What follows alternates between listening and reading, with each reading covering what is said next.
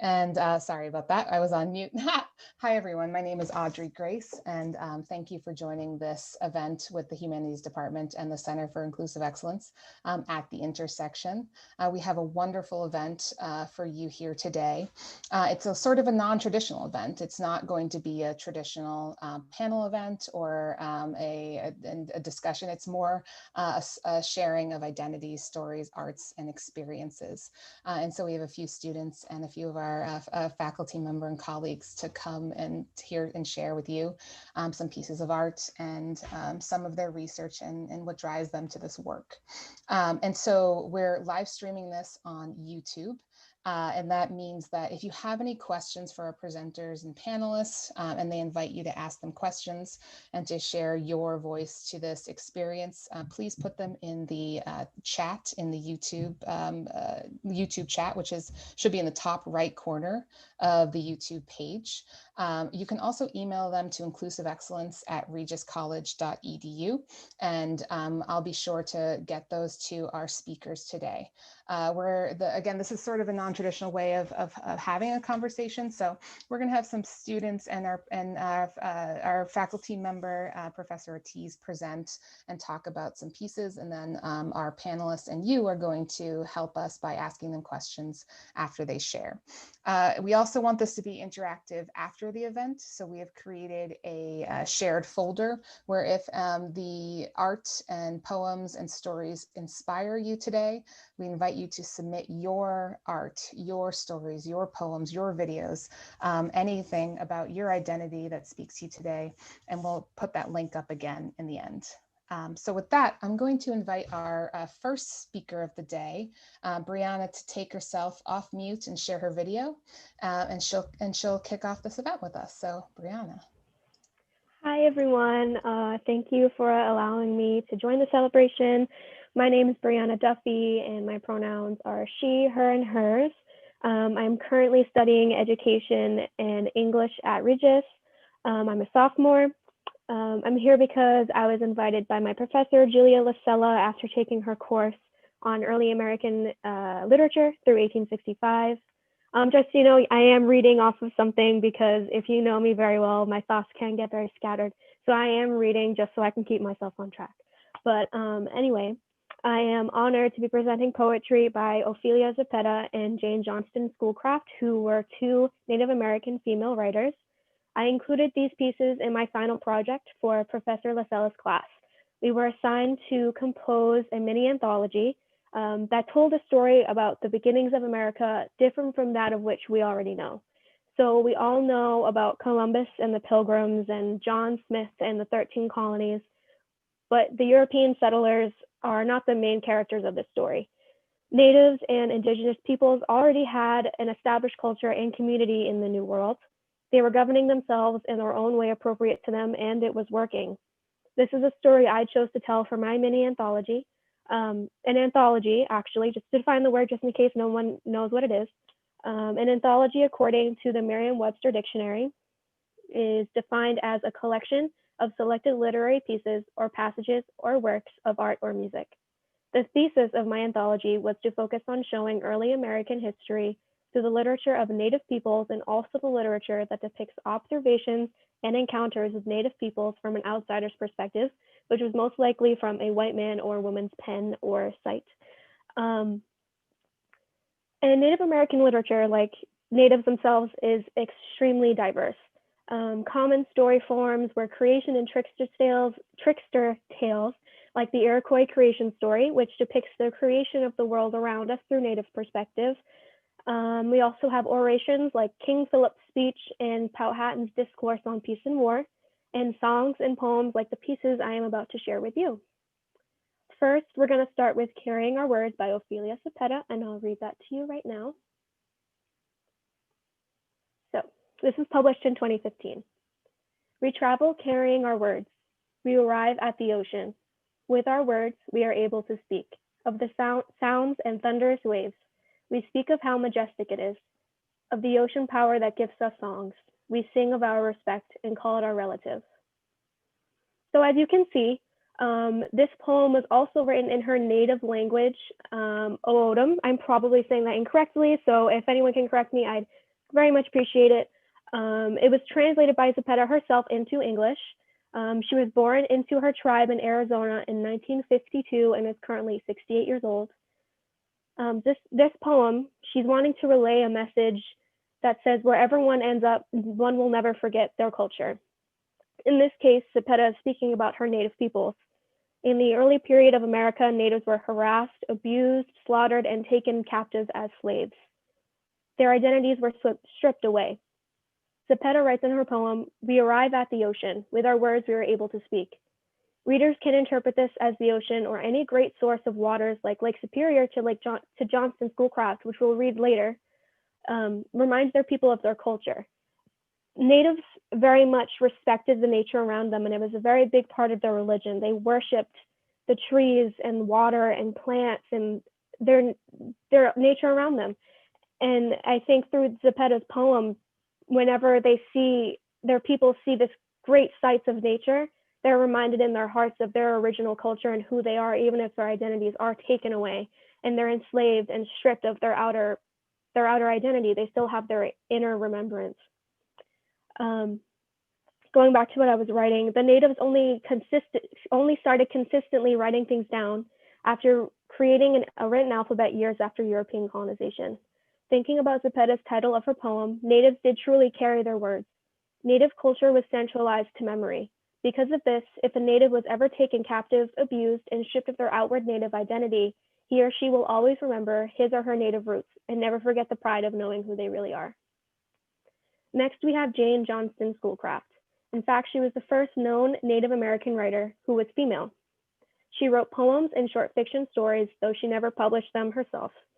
During her lifetime, some of her writing was included in her husband's works, who was Henry Rowe Schoolcraft, but he heavily edited them, so they weren't really hers.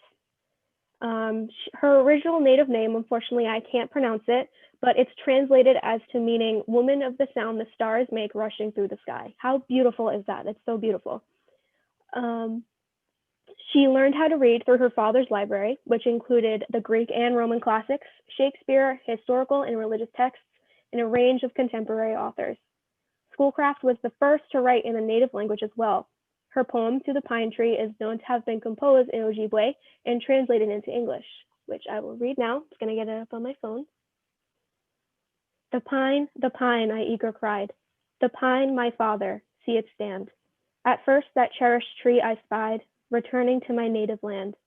The pine, oh lovely scene, a beauteous tree, a happy sight, that greets me on my native strand and hails me with a friend's delight, to hear my own dear bright motherland. Oh, 'tis to me a heart-sweet scene, the pine that's evergreen. Not all the trees of England bright, not Erin's lawns of green and light, are half so sweet to memory's eye as this dear type of northern sky. So before we continue on to talk about the poem, in line 14, she says not Erin's lawns of green and light. When she says Erin's, she actually means Ireland.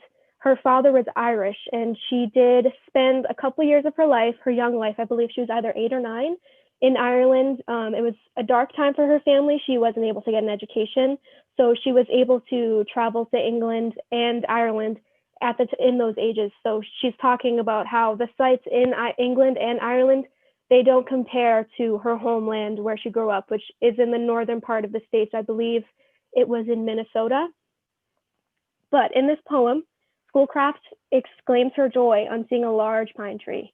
She's returning from a long trip to Europe and compares the trees in England and Ireland to the trees of her northern sky. No trees in those countries can compare to this pine tree's bright and green stature. This tree is also a reminder of her native roots. Native religion was deeply rooted in the spirit of nature. Trees are often a figure of worship and symbolism in native celebrations. In this poem, this great pine tree is a symbol of Jane's roots in her native heritage.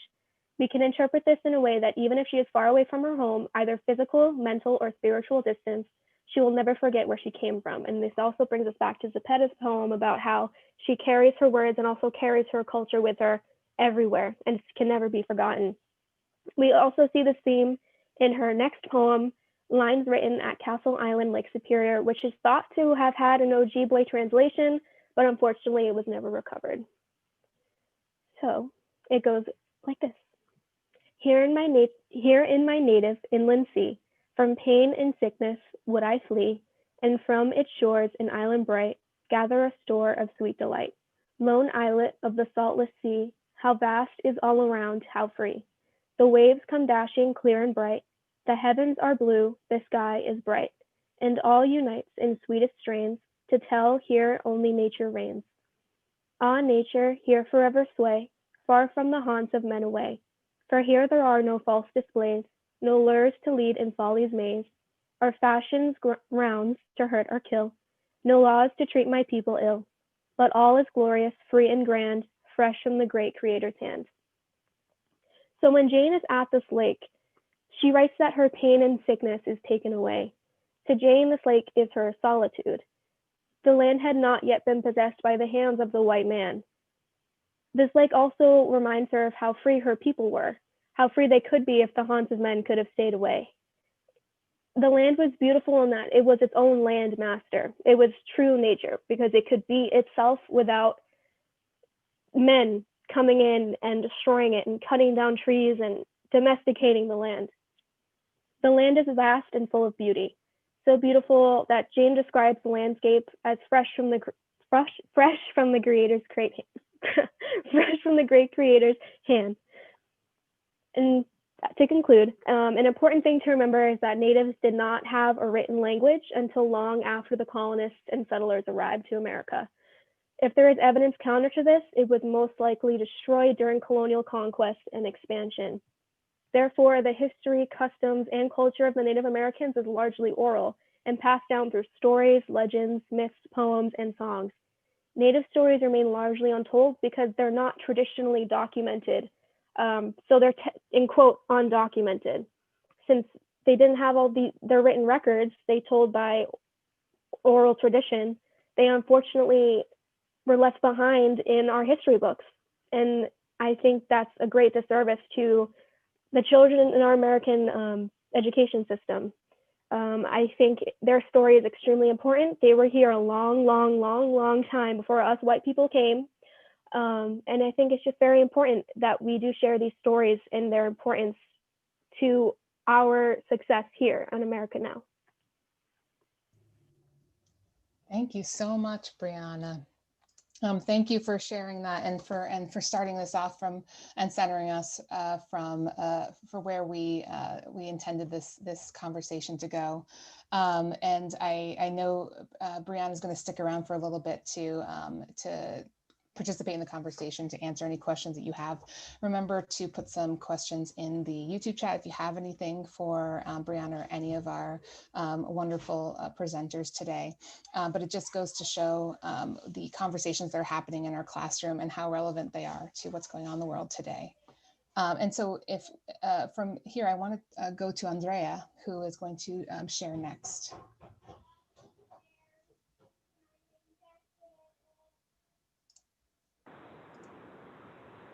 Good afternoon, everybody. My name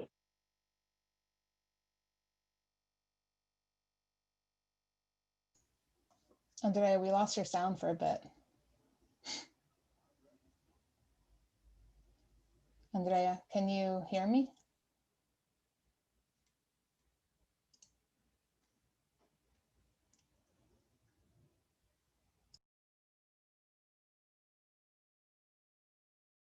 Hopefully we'll get Andrea back in a second. I know that we tested everything out too, so let's give her a couple seconds. Sorry, everyone.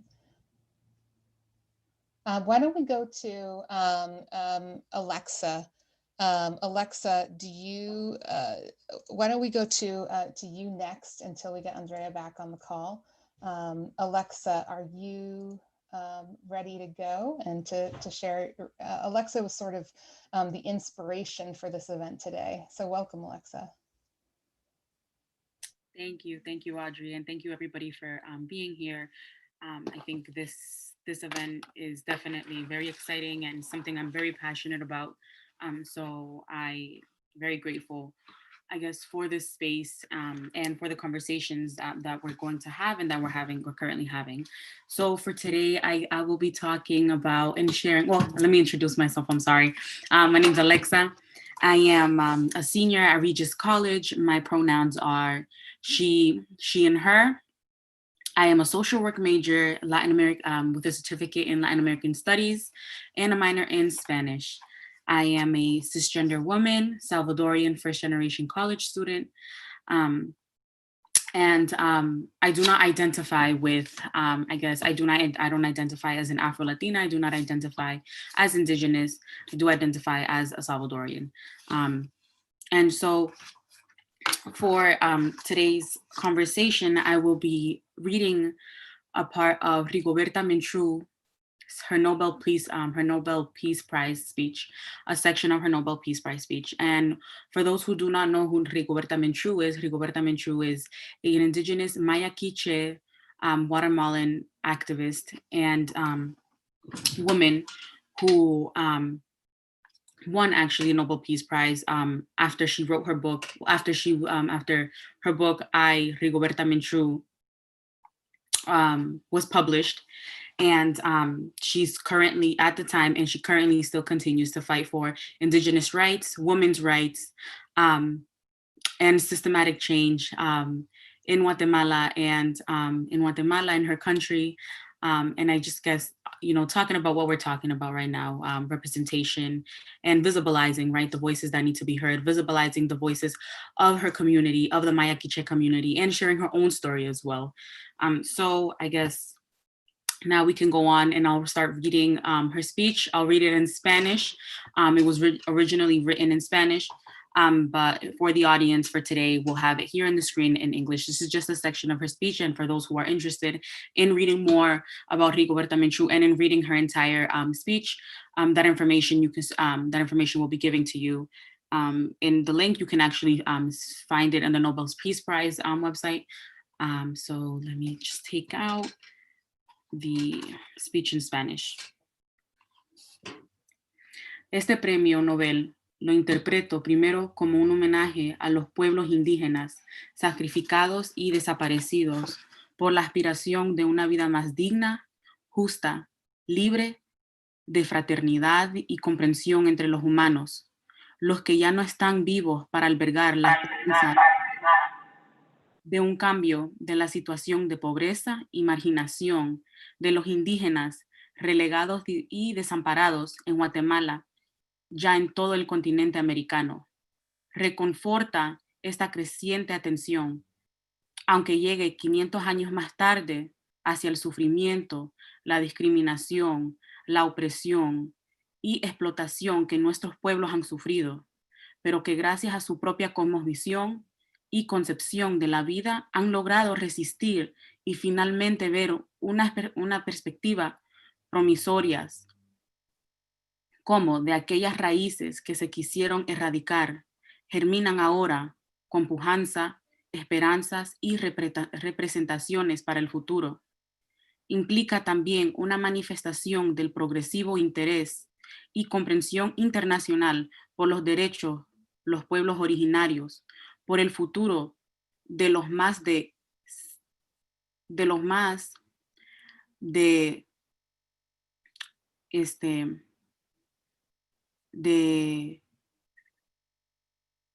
millones de indígenas que habitan nuestras Américas y su fragor de protesta por los 500 años de opresión que han soportado, por el genocidio incomparable que han sufrido en toda esta época, del que otros países, las élites en América se han favorecido y aprovechado. Libertad para los indios donde quieran que estén en América y en el mundo, porque mientras vivan, vivirán en un brillo de esperanza y un pensar original de la vida. So just to connect what I just read and what we're talking about too, what I've been actually studying about and researching on I've been taking an interdependent study class, class, And in this class, we've been focusing on, with my professor, Lucia Ortiz, about the cultural representation and identity representation in Central America, specifically the voices of women and women of color in our study. And to understand that their voices haven't been heard and for centuries, for not centuries, I'm sorry, for decades, and haven't been heard. And where can we hear them? Through where do they express it? Through poetry, through music, through art, and through literature, through their testimonies. And so, for example, we've been focusing a lot on Rigoberta Menchú with her own testimony, and where she talks about the inequalities, the discrimination, the oppression her people, the indigenous people of Guatemala, have received and continue to receive to this day. And this is something I'm very passionate about, because although I do not identify as indigenous, I am proud of my roots. And I think that if I proclaim my roots, and if I talk about my identity, it's important to talk about the issues that are going on in my country and in other Latin American countries as well, for these people whose voices have been marginalized, oppressed for so many years, and are now and have been historically trying to wanting to receive the same human rights, the same treatment, the same representation, which is extremely important. And yes, I think that's about it. I think I don't want to keep going on, and I do want to save, I guess, some space for the other participants and my other co-panelists in this event today. Thank you, Alexa, and thank you, because I think that just like Brianna, that the work that you're doing and studying in your classroom, and to making not only making that visible to the community, but also making connections to your own life, and what draws you and what interests you here, but also what's going on in our world today. Before we talk a little bit more about all of this together, and move on to the next part of this, and to Denise, but I want to see if Andrea is back and ready to go. Hi. Yeah, I'm good. Hi. Okay, so can you hear me? Yes, we can hear you. Perfect. So hi everybody, once again, my name is Andrea. As I was saying, I was in Professor Ortiz, her pre-Columbian history course, and we've been talking a lot about Columbus in that course. So it got me thinking a lot about the conversations I've had with people growing up at home in Puerto Rico. There is one factor that I want to talk about today in regards to Columbus Day. We do have, obviously, our national anthem, and growing up, I had a lot of people in different communities I was involved in, so at school, at home, like in the street, people I met. I heard a lot, our anthem shouldn't be our anthem, it should be a different song. So I believe the link to both songs and the lyrics are available for you all to see. Our current anthem is called La Borinqueña, and the song that a lot of people think should be our anthem is Mark Anthony's rendition of the song Preciosa. The difference between these two songs is that our current anthem, La Borinqueña, really glorifies Columbus' arrival at Puerto Rico, or Boriquen, which is what the island was called before they colonized it. The lyrics in the beginning are the description that Columbus gave the Spanish crown on his travels, and then sort of at the bridge of the song, it says the line, when Columbus stepped on its beaches, referring to the island.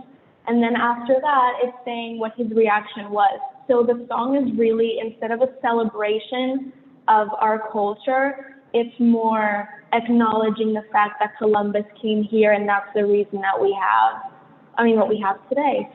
In contrast, Mark Anthony's rendition of Preciosa is really a celebration of the culture. It speaks about our island's beauty, regardless of anyone's arrival on it. It talks about our history, our culture, and it is, like I said, more of a celebration instead of being an acknowledgement of the Spaniards conquering our land.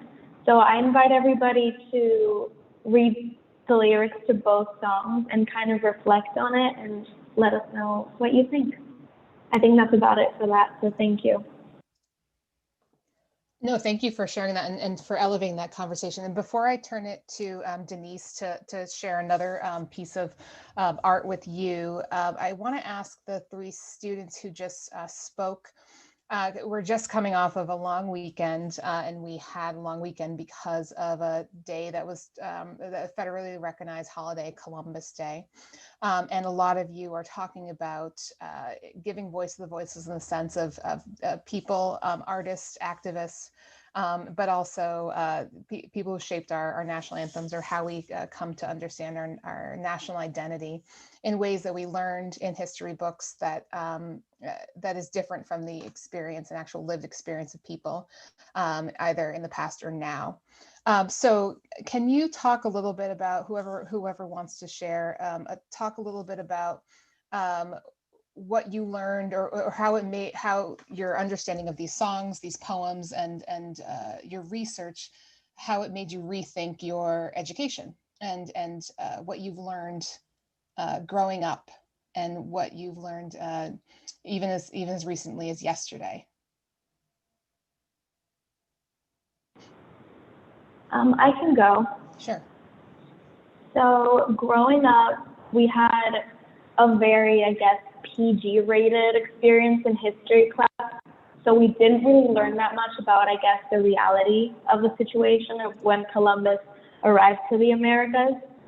But when I got to my senior year in high school, we took Puerto Rican history with a new teacher in our senior year, and the reality that he was teaching us was really different from what we learned in elementary school or in middle school.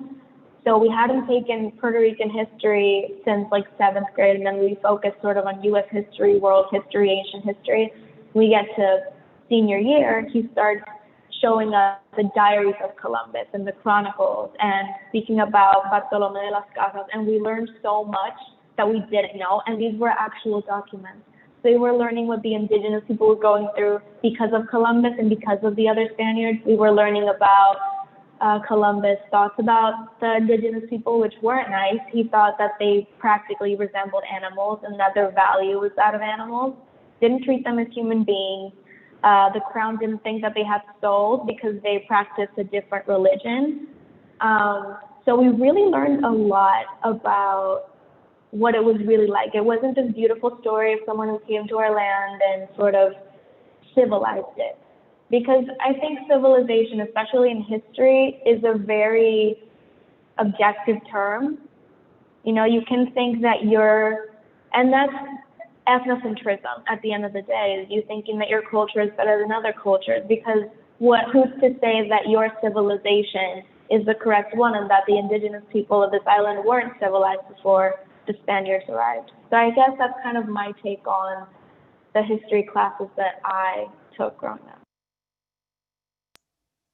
Yeah, thank you for sharing that and for making that connection. Alexa, did you want to share something on that? And I know, Brianna, you talked about it too.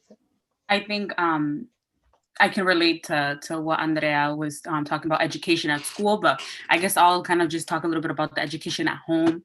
And, you know, with colonization, just so many years, and that it's so ingrained in our culture and just like the how we speak. And I think just at home, as a like a white passing Latina with families who are white, with like, you know, family members who are white passing, a lot of our I guess like our slang or certain words, you know, I grew up hearing so many things that I just never really thought about it. Once I started going to school and I started, you know, researching and understanding, reading books and opening up, that some of the language that was being used at home was not correct. And not correct. And so I think it's like understanding too that, you know, a lot of internalization, and just that we hear it every day at school. I mean, at home, like that's what I would hear it at home. And then, you know, I started to question, like, that's not right, that's not okay. And I started to understand more in the readings, the books that I would read, and experiences that I would hear from other people who don't look like me. And try to understand it as well as a more in the social justice aspect as well. Like, what are their rights that are not being treated the way that they should be treated, right? And why don't I have those experiences? Kind of, I just questioning everything and being more conscious about it and being more aware. And I think for real, like, it really starts at home. I think that's where I can say for me, it started at home. and then that's when I started really questioning my education at school too. Why weren't we taught that? Why was Columbus glorified? Why weren't we talked about it specifically, the reality and how it's connected to this day? Because although colonization was years ago, we still see the effects of it today with so many social current issues right now and how it connects back to history. Yes, thank you. And go ahead, sorry. Brianna. Sorry, no, you go. I definitely can relate to Andrea, where in elementary school, we actually really focused on the Pilgrims, which we now know as more the Puritans and the Separatists, and we learned more about why they came over here and who they were. It wasn't until high school I was lucky enough to have a teacher, a history teacher, who was very real with us about giving us the background about Columbus. But it wasn't until college with Professor Garcella that I really got to read Columbus's diaries and his letter of discovery and just his letters to the king and queen of Spain. And I hated it. It was not fun to read at all. I knew it was happening, but really reading it and seeing that in pen and written form, it was tough. It was really hard to get through. And I think it's very important, like I said earlier in my presentation, we need to just have our children and our school systems come to that reality very early, like introduce it early on, because I do not think it's fair to our Indigenous populations to discredit their long history of government and tribalism by saying one man changed all of that. I feel like it's very overshadowing to them. And also, I'd like to personally say I celebrate Indigenous Peoples Day. I do not celebrate Columbus Day. I'd rather call it Indigenous Peoples Day because that's what they deserve. They were slaughtered and abused and enslaved, and they deserve to be recognized, and they deserve to be treated equally to us, especially in their learning about their history and not just white people history. We need to learn about everybody's history. And that's, as a future educator, I know that part of my job is going to be really tough, because I want to make sure that I give that sort of equality to every single culture and custom and person of any color. We need to, as educators, we need to give that to our kids. And that is so important to have them understand this whole new worldview of progress and innovation. No, thank you for sharing that. And as a parent of school-aged children who is my child teacher's worst nightmare, I appreciate that as a future educator that you'll be open to having those conversations. We have a question in the chat about recognizing Columbus Day as a holiday.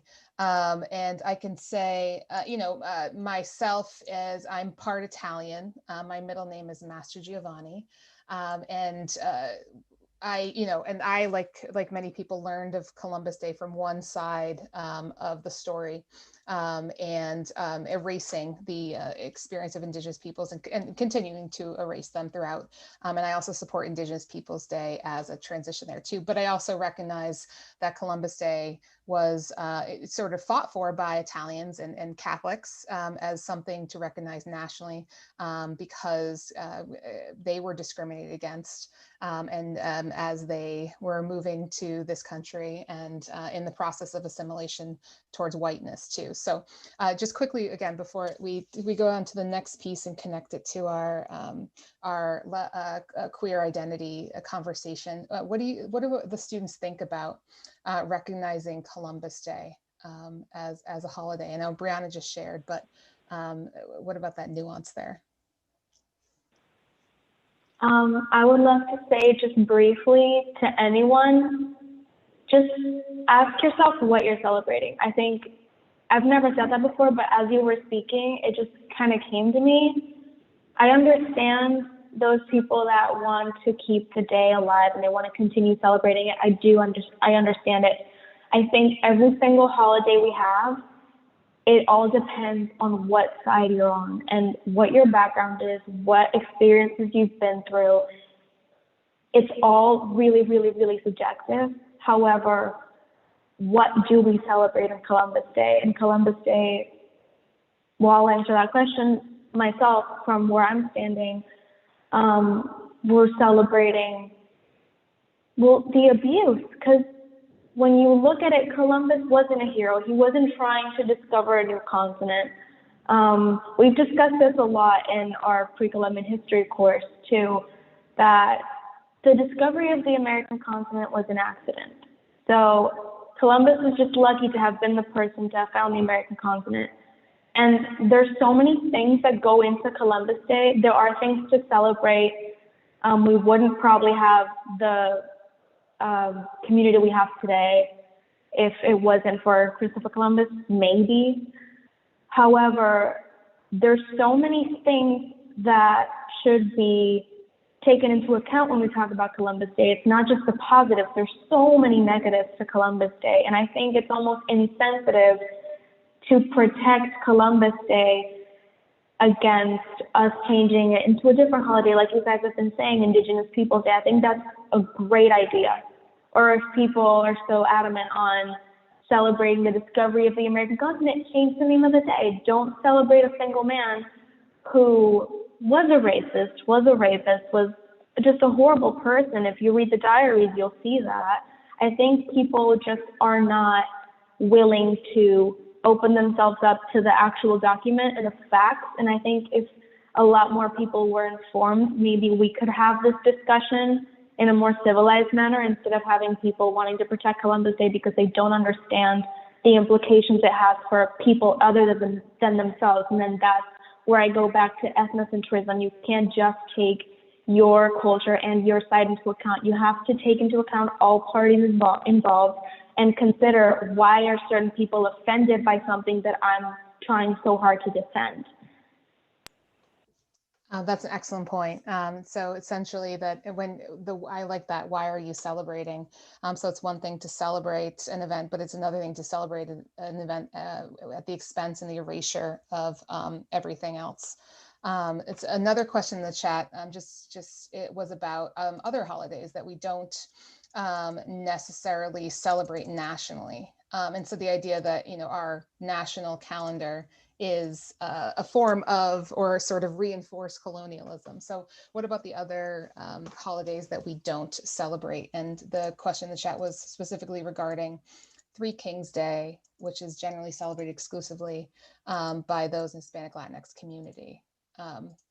And so I don't know if any of our panelists, even if the non-students on the panel have any perspective on that, sort of what our calendar recognizes.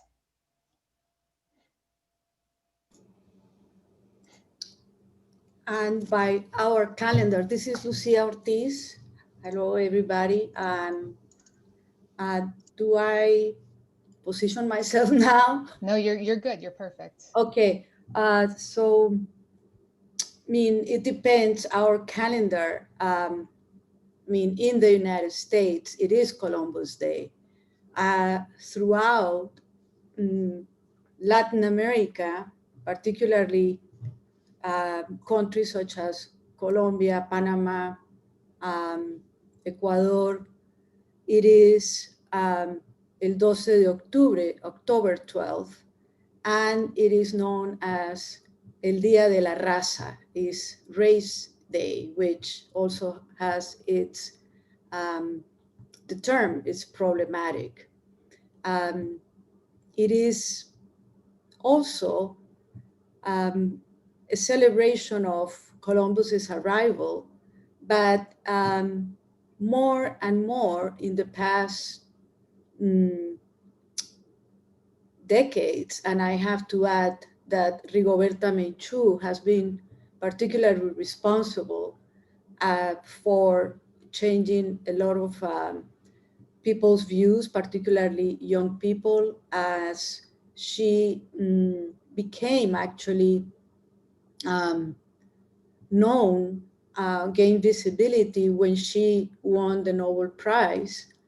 As Alexa was telling us, when she received the Nobel Prize, it became an emblematic, a symbolic achievement, given that it was 1492, 500 years exactly after the discovery. This conversation that has been going on for so many centuries was highlighted then and continues to be highlighted today. thanks to Rigoberta Menchú and her work with indigenous people, not only in Central America, but the Americas and the rest of the world, acknowledging indigenous people from New Zealand to Papua New Guinea and many other places. The conversation continues. And for many, of course, that have been directly impacted by 500 years of history and what Columbus's arrival meant, it's basically a continued conquest. Many of them will say the conquest has not ended. We continue to be a colonized nations. It's true, it's so evident. As Andrea said, I think we just need to be very upfront and recognize that. On the other hand, we have, of course, to acknowledge that this was also an encounter of cultures, and the Colombian exchange leads to the better that we have in America. And by America, I mean, of course, the Americas. I mean, here we are a product of that mestizaje, of that mixed, of that accident, if you would, of that first violation by the indigenous woman or the African woman. We are here. We have to acknowledge that. We have to acknowledge our origins, our battles, but also the achievements as Americans, basically.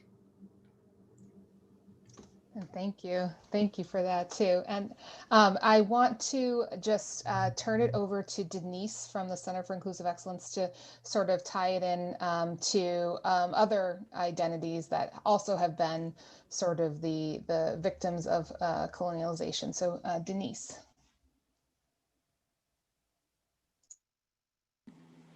Hello, everyone. My name is Denise Mash-Masarmi. I am the Associate Director of the Center for Inclusive Excellence. And so the piece that I'm going to share with you all is called The Platypus Poem. It's The Zone of Rarity.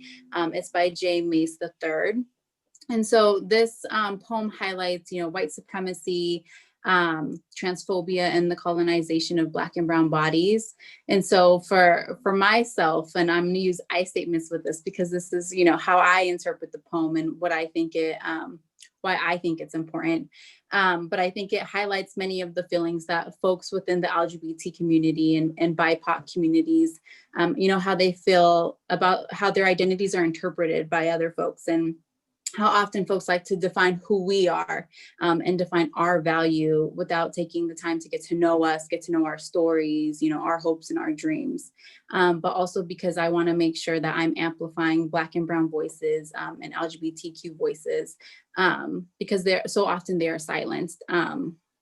But within saying that as well, I want to acknowledge our panel and this, the speakers that we have here today, and that, there are groups that are not represented within this panel. We don't have, we're all light-skinned women.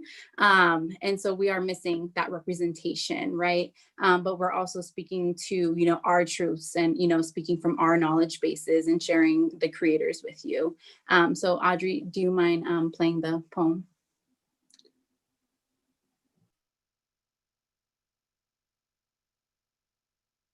Story time! Story time! Story time! True story! True story! The other day, I dreamt I was cuddling with a human-sized platypus. I stroked its beak and its tail, I wrapped my arms around it, and it made a sound I did not recognize. But that sound felt a lot like joy and calm and loyalty. I hear that's what some people call love. And maybe I didn't know what love sounded like until that moment, but that's not surprising to me. Survivors were like that. We're used to mistaking chaos for love. We've been trained to call our very realities things that they are not. So this clarity in my spirit was new. I woke up all rejuvenated. I wanted to know everything about the love of my dreams. So I read every encyclopedia entry, every Wikipedia article, listened to every TED Talk I could find about the platypus, but they all described it the same way. Said it had the bill of a duck and the tail of a beaver. That it was weird and strange, but How strange does that sound to the platypus? That you could be saying it as the tail of a creature it's never even shared a continent with. It's like if it has the bill of a platypus and the tail of a platypus and poison spurs in its feet like a platypus, it's probably not a duck. It's like calling a thing it is not. It's like when colonizers that called themselves scientists landed on what was once a black continent we now call Australia. You know, when they first saw the platypus, they thought it was a joke, someone playing a trick. They thought someone actually wasted their time gluing bills onto the faces of rats. So they tried to remove the bill from the face of the platypus and subsequently killed a lot of platypuses that way, trying to uncover the joke. Turns out the joke was murder, because they were insistent on calling a thing it is not. It's like maybe my gender is a platypus. You know, people always trying to label parts of my body things that they are not. It's like when Columbus landed on Hispaniola and Balboa landed in North America and Hawkins landed in West Africa, and they saw all these black and brown bodies. They saw men and women, and they saw something else that they thought was a joke. They thought someone was playing a trick. They saw all these people that lay between their understandings of gender and somehow, sometimes even beyond them. You know, some at the time called us healers. Some called us just purely divine. Now some of us just call it trans for short, but to them it was a joke. It was someone playing a trick. So maybe that's why. Maybe that's why they ordered us killed by dogs. Maybe that's why they burned us alive. Maybe that's why they tried to kill everyone that ever saw us as holy. Maybe that's the punchline, because the joke to white supremacy is always murder. It's like when they told us they were bringing us civility on black and brown soil, but what they meant was that they were bringing us the transatlantic slave trade, because they like to call a thing it is not. It's like maybe my name is a platypus. Because when I say it, people tell me that's not what it should be, when really my ancestors called for me and I responded back, and they told me there is nothing blacker than me calling my own name into existence. But to you, maybe it's a joke. And maybe that joke is suppression, because supremacy always tries to kill things it doesn't understand. You know, I hear abusers do that sometimes.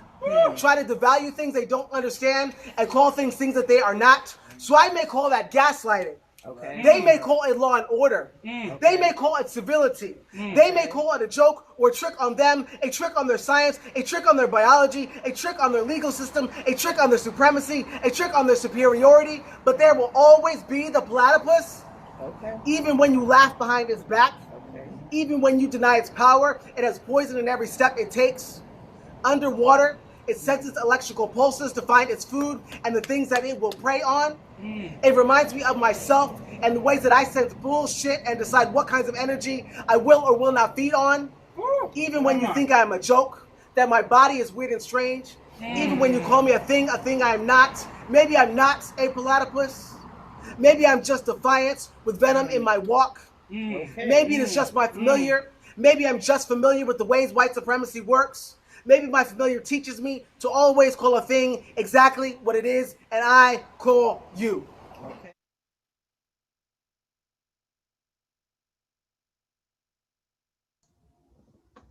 All right. So, Denise, how do you, and so can you just say once again the platypus metaphor here?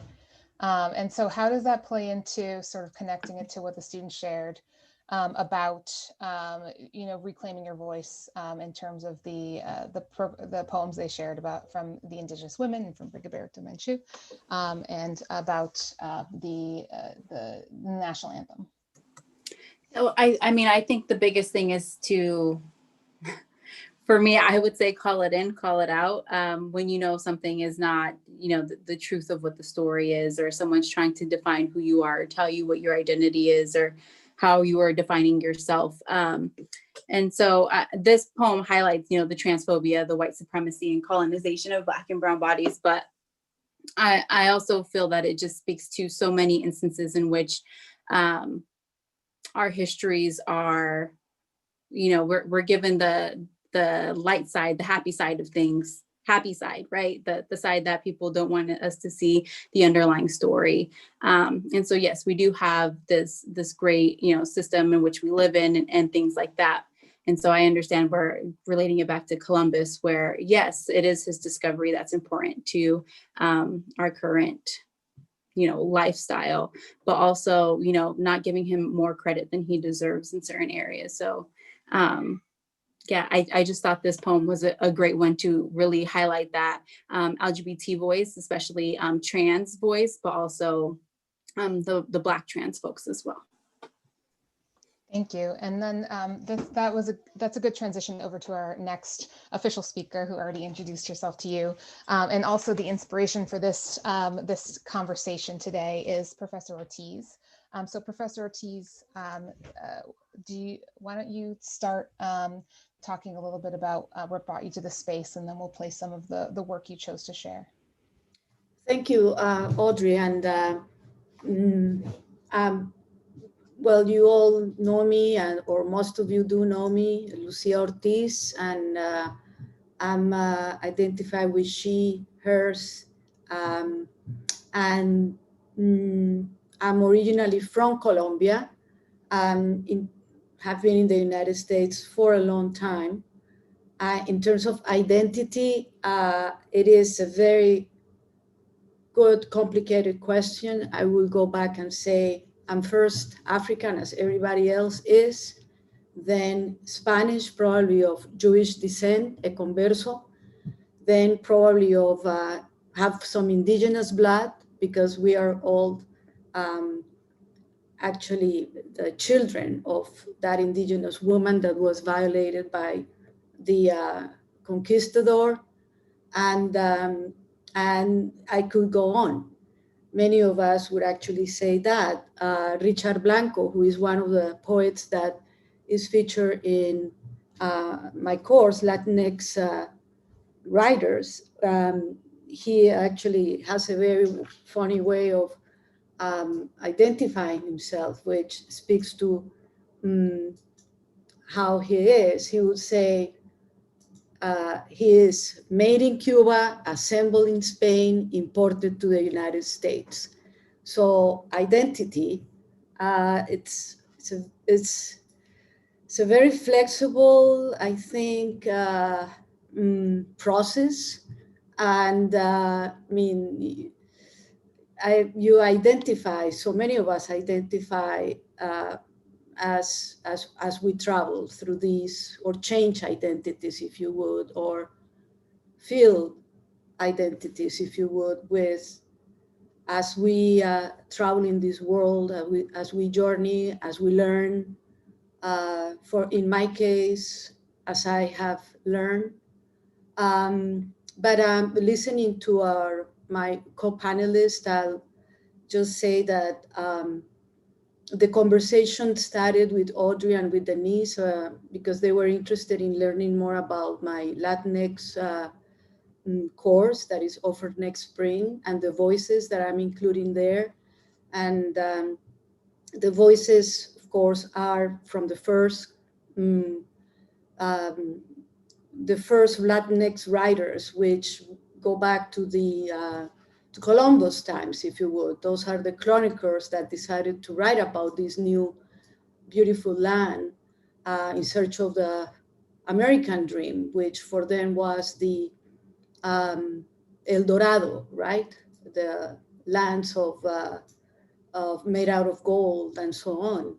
The first Latinx writers are those that decided to land in these lands, such as Cabeza de Vaca, and stay here. And then we take off from there in the course, going into the experience of Mexican Americans. As Luis Valdez said, the United States, we did not come to the United States. The United States came to us, and that line says more than enough about the experience of Mexican Americans in these lands. Then we move on into Puerto Rican Americans, New Yorkers, absolutely wonderful voices that have always represented their struggle with identity. Then Cuban Americans, so many of them, from Florida to New York to Massachusetts, someone like Richard Blanco, for example. Then we move on to the Dominican Republic, and that those voices of that diaspora as well that we find in so many places in the United States. Central Americans are starting to also express in very creative ways their experiences here as as laborers that have also experienced the exploitation that those brothers and sisters of them experienced more than 500 years ago. And we go to Colombians as well, that again, we are also children of the Americas that have so much in common with the other immigrant groups. So those voices, some of them that I would call canonical, are studied, of course, but also I have included new voices that are finding new spaces, or not new, I would say, but have their spaces have been more visible, and in part thanks to social media. The trans voice, for example, of Puerto Rican writer Raquel Salas Rivera, she's been an absolutely wonderful poet to read, very important in terms of opening up spaces to other trans queer writers. She was named Academy of American Poets Laureate Fellow in 2019. She's the Poet Laureate of Philadelphia. And another writer that I'd like to mention is Yesenia Montilla, a young Afro-Latinx writer. I don't know if we have time to listen to her read her poem, Audrey. Do we have time? Yeah, I think we do. I can play that right now. Yeah.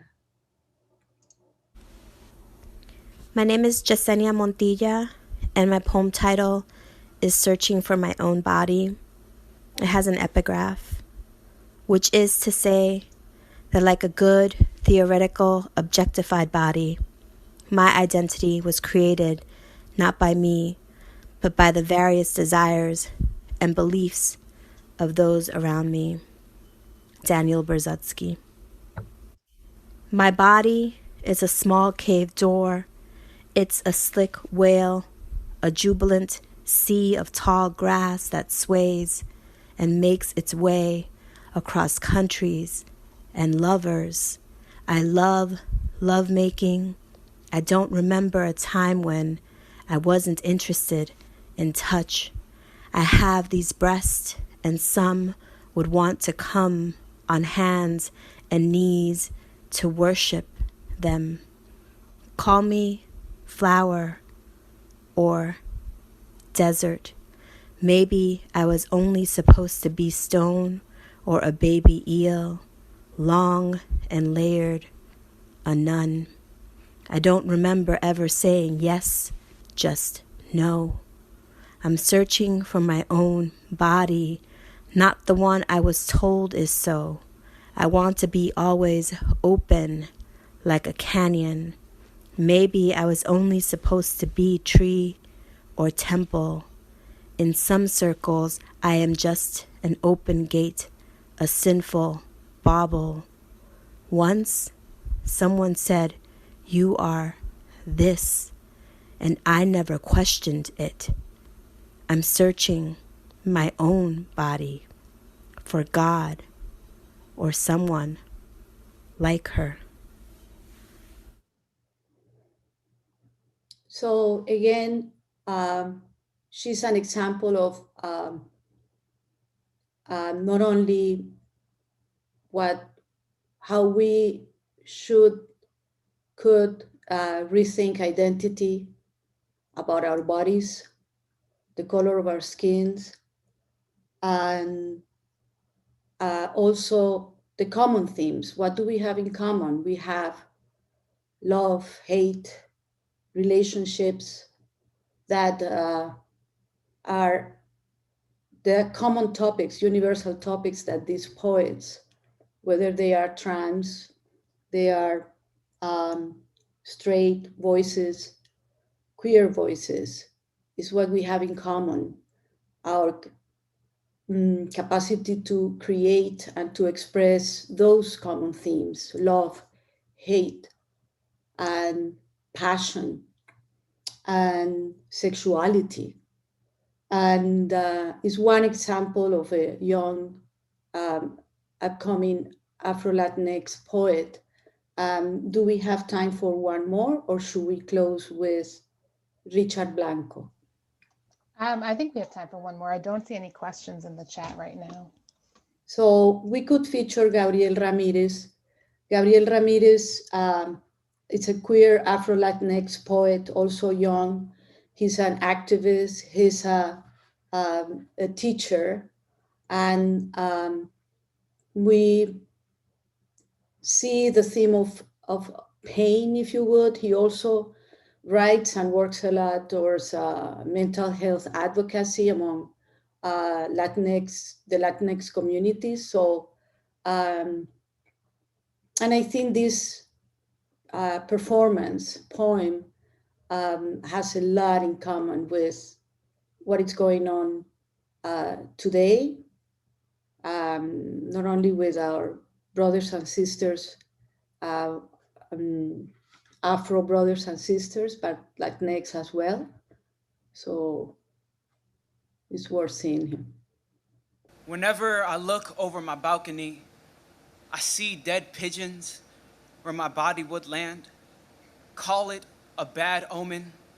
I can never tell my mother this, how I go downstairs and collect the failed messengers, hold them up to the sun, hold myself up to the sun, and wait for what wings will get me close to that light.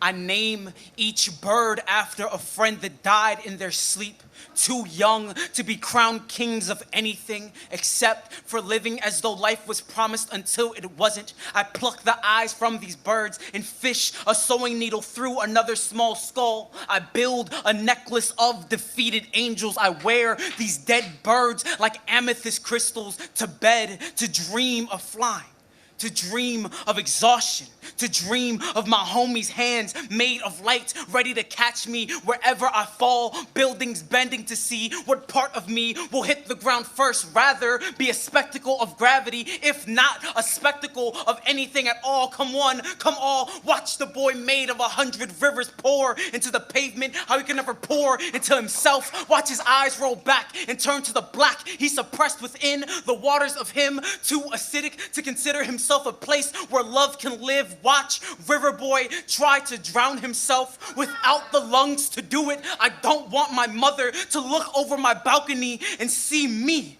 another dead pigeon, a tangle of protruding bones, the boy who jumped and became a mess of orchids, drowning in my own blood while the sun begins to speak of Greek mythology and chokes up every time they say Icarus, like the name of a lover that died too soon. The sun stops, cries, and laughs before saying, Gabriel, you look just like him. No, not like this. God, if you be at all, be my mother's chest or the street below, be where I will be remembered forever. Fill my absence with feathers, crown me king of living like life is promised until it isn't, of what dies and learns how to fly, king of light, king of names kept alive through laughter, our diaphragms stretching for air like wings made of what can no longer haunt us. God, if you be at all, be a song that gets me out of bed when my cinder block depression weigh my thoughts down. Be a phone call from those I love the most, the ones who pray for me even when they don't believe in you. God, remind me that there is so much more work to do and life to live. Remind me that I don't want to die. Remind me I don't want to die. God, remind me that I don't want to die and I just want a heaven full of pigeons, my mother's love in my homie's hands made of light, ready to catch me wherever I fall.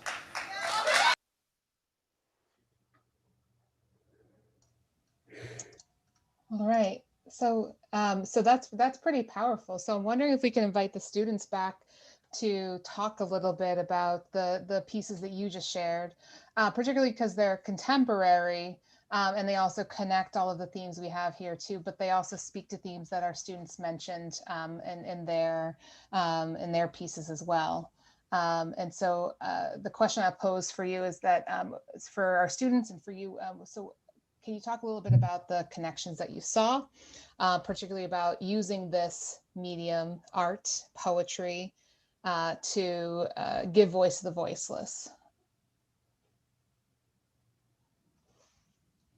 If Alexa and Andrea want to share anything on that.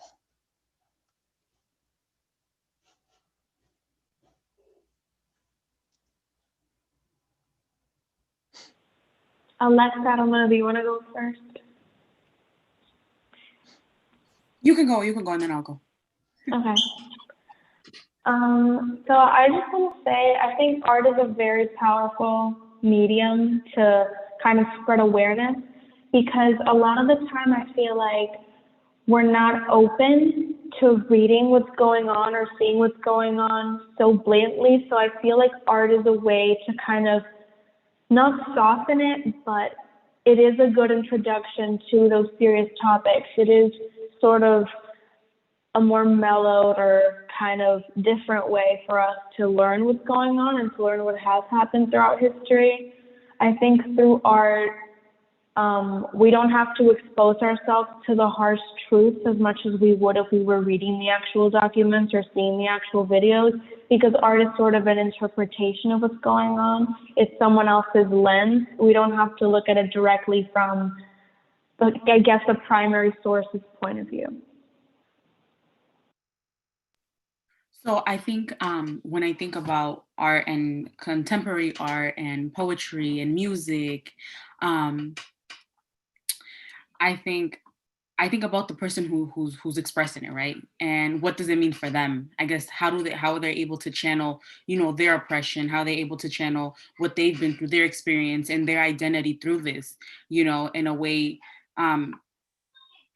for them to be able to have that space, have that tool, have that method to express and to let their voice be heard, and it's not always a way, because I think it's also very, I guess, oppressive too, to expect someone from a marginalized community to always teach us, the audience, right?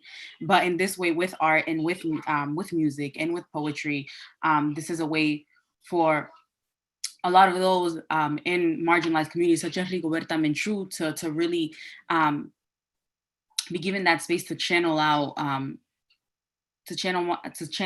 so much of what has been hidden, and not only represent for them but their community, right? It's not an individualized thing, it's more so what it represents as a whole. So I think it's definitely something that, especially nowadays, in our generation, that we're so connected virtually with social media, and how especially everybody now wants everything easily, quick and done. I think with poetry, with music, it's definitely a great way to kind of, I guess, catch the audience attention, to really send them that message, to understand and break down such a complex, multi-layered issue and problem that continues on today. Because you can see we can go with courses and courses to understand this, but sometimes, a song, sometimes a story really breaks it down much more and personalizes it much more than a textbook. Yeah, I love that point, Alexa. And also the idea that you're both speaking of, that art is so subversive. If your identity is not reflected in history books, and your identity is not reflected in your government, your identity is not reflected in your educators, then to have the platform in which to speak your voice in a medium and a format that is true to your identity, and to have it heard and appreciated, even though it may not be mainstreamed, quote unquote, is subversive in a sense. And Alexa, I like your point about social media too, because I think that more recently, the power of social media to elevate and sort of elevate those voices that were previously on the margins and hold them out as experts. I mean, like when before have you heard like an Instagram influencer being a panelist on MSNBC until in the recent few years? And so using your influence through that medium and the medium that was given to you, because you don't have that avenue elsewhere, and really taking that and running with it, I think is a beautiful aspect and sort of aligned with what's going on here. Andrea, were you going to share something as well? I saw you come on video for a second. Yeah, I just wanted to say, hearing you and Alexa talk made me think someone who might not understand what our ancestors went through, seeing it in contemporary art or seeing an adaptation of it might help someone understand it better, because it could be expressed in a way that they can relate to. Yeah, and unfortunately, Brianna had to leave early to go to I think it was class or work, but the idea that a lot of Indigenous peoples didn't have written, didn't write down these poems or didn't have a written form of communication, and sort of, and now that they've been sort of wiped out, and COVID has hit the Native community at sort of astronomical rates, they're losing elders who can therefore pass on these oral traditions. So sort of the urgency and the need to sort of capture these experiences, these voices, these stories, these forms of expression is now more dire than ever too. And to make sure we capture those throughout history. Yeah, Alexa. And I also think it's a form of almost like decolonizing, right? Because written work, written journals, and all that stuff has always it is a Western form of expression, and so art through pictures, through our ancestors, Indigenous people, that's how they would communicate. That was their form of writing, and so through music, obviously poetry is writing too, or through art. Expressive art, that's another form of like decolonizing what we've already established for so many years as formal writing. So I think it's also a really good way to a good point to kind of, I guess, take.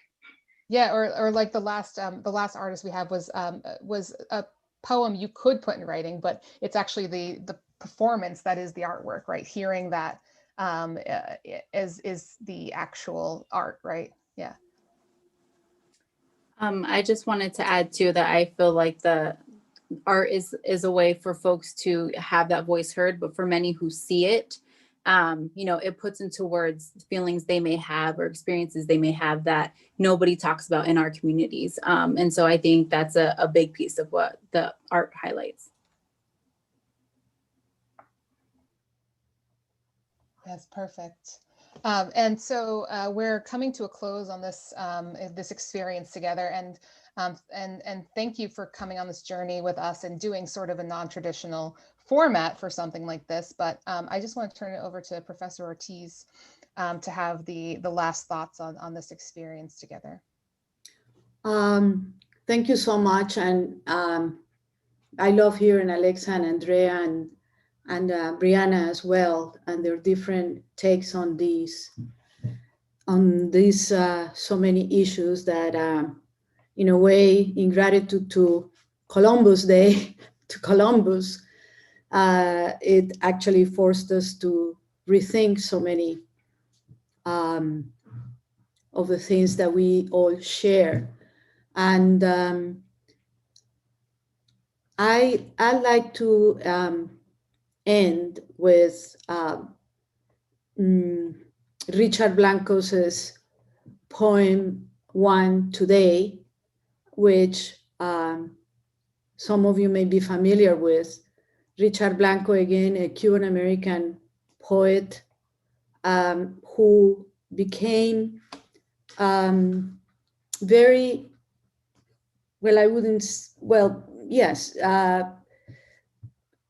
his highlight came at a historic moment in the United States when the first Latinx gay poet was invited to give the inaugural poem, to deliver the inaugural poem at the second inauguration of Obama's presidency. And I think he wrote the poem for the occasion, of course. And one story that he shares is that as he was sitting there with his mother, actually, before he came on stage, he told his mother, "Ahora sí somos americanos. Now we are Americans." And so we'd like to share the poem, One Today, which also makes us end with a positive outlook in what many of us have been called dark times, about the best that this country has to give, and which is because of its diversity of voices, its possibilities, which hopefully we won't lose. I mean, many of us have sort of, not yet, but are on the road to accomplish what your version of the American dream may be. I think in this poem he speaks about that, and also about our common humanity as Americans and as citizens of the world. So here we go. Today, one sun rose on us today, kindled over our shores, peeking over the Smokies, greeting the faces of the Great Lakes, spreading a simple truth across the Great Plains, then charging across the Rockies. One light, waking up rooftops, under each one a story, told by our silent gestures moving across windows. My face, your face, millions of faces in morning's mirrors, each one yawning to life, crescendoing into our day. The pencil yellow school buses, the rhythm of traffic lights, fruit stands, apples, limes, and oranges arrayed like rainbows, begging our praise. Silver trucks heavy with oil or paper, bricks or milk, teeming over highways alongside us on our way to clean tables, clean edges, or save lives, to teach geometry or ring up groceries, as my mother did for 20 years, so I could write this poem for all of us today. All of us, as vital as the one light we move through, the same light on blackboards with lessons for the day, equations to solve, history to question, or atoms imagined, the I have a dream we all keep dreaming, or the impossible vocabulary of sorrow that won't explain the empty desks of 20 children marked absent today and forever. Many prayers, but one light, breathing color into stained glass windows, life into the faces of bronze statues, warmth onto the steps of our museums and park benches as mothers watch children slide into the day. One ground, our ground, rooting us to every stalk of corn, every head of wheat sown by sweat and hands, hands gleaning coal or planting windmills in deserts and hilltops that keep us warm, hands digging trenches, routing pipes and cables, hands as worn as my father's, cutting sugarcane so my brother and I could have books and shoes. The dust of farms and deserts, cities and plains, mingled by one wind, our breath. Breathe. Hear it through the day's gorgeous din of honking cabs, buses launching down avenues, the symphony of footsteps, guitars, and screeching subways, the unexpected songbird on your clothesline. Hear squeaky playground swings, trains whistling, or whispers across cafe tables. Hear the doors we open each day for each other, saying, hello, shalom, buongiorno, howdy, namaste, or buenos dias, in the language my mother taught me, in every language, spoken into one wind, carrying our lives without prejudice, as these words break from my lips. One sky. Since the Appalachians and Sierras claimed their majesty, and the Mississippi and Colorado worked their way to the sea. Thank the work of our hands, weaving steel into bridges, finishing one more report for the boss on time, stitching another wound or uniform, the first brushstroke on a portrait, or the last floor on the Freedom Tower, jutting into the sky that yields to our resilience. One sky, toward which we sometimes lift our eyes, tired from work, some days guessing at the weather of our lives, some days giving thanks for a love that loves you back, sometimes praising a mother who knew how to give, or forgiving a father who couldn't give what you wanted. We head home through the gloss of rain or weight of snow or the plum blush of dusk, but always, always home, always under one sky, our sky, and always one moon, like a silent drum tapping on every rooftop and every window of one country, all of us facing the stars. Hope, a new constellation, waiting for us to map it, waiting for us to name it together.